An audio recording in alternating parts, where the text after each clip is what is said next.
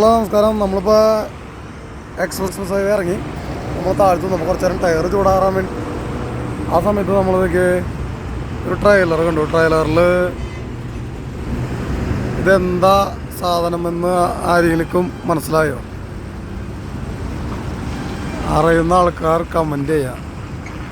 ഇതെന്താണെന്ന് അറിയുന്ന ആൾക്കാർ കമൻറ്റ് ചെയ്യാം. ഓക്കെ,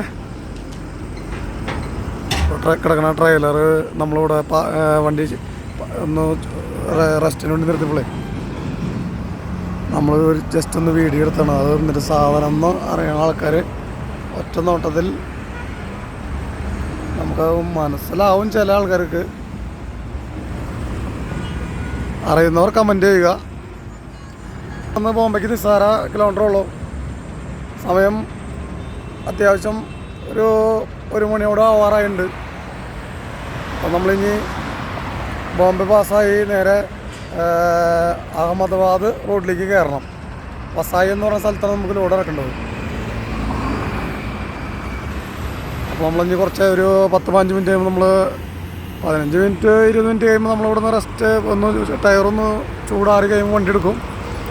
അപ്പോൾ അത്യാവശ്യം തിരക്കുണ്ട്. ബോംബെന്ന് വണ്ടികൾ വരുന്ന തിരക്കാണ് ഇപ്പോൾ.